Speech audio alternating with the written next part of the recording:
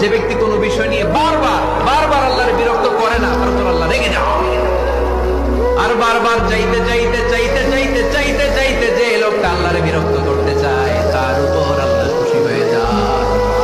আর মনে রাখতে হবে, the grief isn't permanent, the struggle isn't permanent. এই পৃথিবীর কোনো দুঃখ, কষ্ট আর সমস্যা এটা পার্মানেন্ট নয়। সমস্যার পরে সমাধান আছে, দুঃখের পরে আনন্দ আছে। মাঝে মাঝে আল্লাহ আমাদেরকে দুঃখ কষ্ট দিয়ে পরীক্ষা করতে চান, এগুলো আমাদের জন্য খারাপ নয়।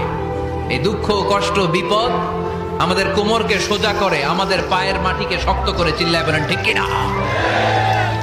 প্রতিকূল পরিবেশে কিভাবে বাঁচতে হয় এই দুঃখ কষ্ট আমাদেরকে শিখায়। এজন্য মুমিন বান্দার বৈশিষ্ট্য হচ্ছে দুঃখ কষ্ট বেদনা জ্বালা এগুলোতে সে আপসেট হয় না, সে হাল ছেড়ে দেয় না, সে ভরসা রাখে একজনের উপর। চিল্লায় বলতে হবে তিনি কে?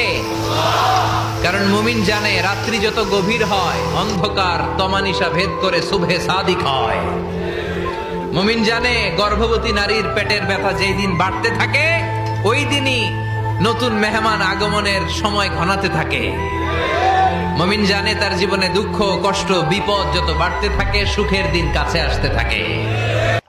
তুমি কি পাপ করেছো, কি অন্যায় করেছো?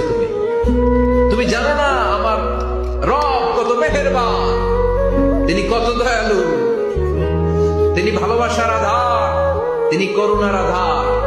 তোমার পাপ অন্যায় যদি হয় খালের পানির সমান, বিলের পানির সমান, আমার আল্লাহর দয়া সাগরের পানির সমান।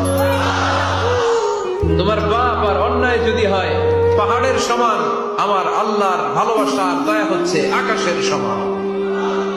তুমি যদি তওবার মতো তওবা করতে পারো, ক্ষমার মতো ক্ষমা চাইতে পারো, চোখের পানি ছেড়ে, চোখের পানির বড় দাম, চোখের পানির মধ্যে বিশাল কারিশমা, এটা আল্লাহ খুব পছন্দ করে। 2 ফোঁটা পানি আল্লাহ পছন্দ করে। এক, যে